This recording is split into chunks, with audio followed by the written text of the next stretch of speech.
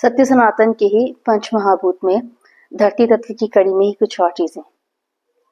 हमने देखा है कि धरती तत्व वो है जो किसी भी चीज का स्ट्रक्चर बना रहा है, उसे शेप दे रहा है, आकार नाम दे रहा है, उस शेप को, वो धरती तत्व का हिस्सा है। तो धरती तत्व बाकी तत्वों को भी आकार और नाम देता है। जैसे मान लीजिए जल है, तो जल का नेचर है कि वो उसका अपना कोई शेप नहीं है, वो जिस शेप में डाला जाता है वो उसके हिसाब से होता है, वो फ्लो करता है।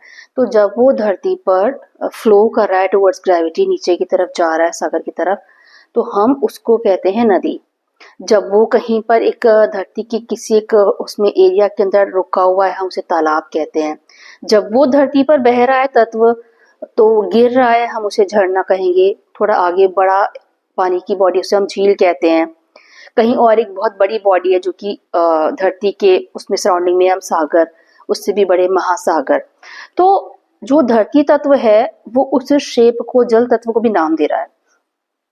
अब हम वायु तत्व पे अगर बात करें, तो जब धरती तत्व के कण वायु में मिलते हैं और वो उड़ते हैं, हवा वैसे उड़ती ही रहती है, पर जब वो उसके कण साथ उड़ते हैं तो हम उसको तब कहते हैं आंधी।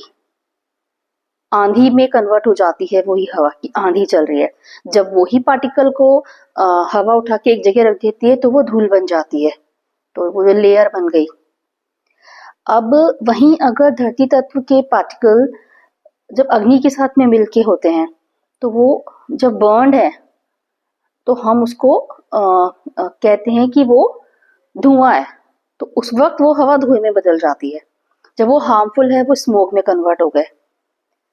तो जब ये अग्नि तत्व के साथ होगा ना, जब धरती तत्व अग्नि तत्व और पानी के साथ में मिलेगा, तो मान लीजिए कि अगर बह रहा है वोल्केनो के साथ, वो लावा हो गया, जो उठा वो गुबार हो गया धुएं का। तो धरती तत्व कहीं ना कहीं बाकी तत्वों को आकार और नाम देता है।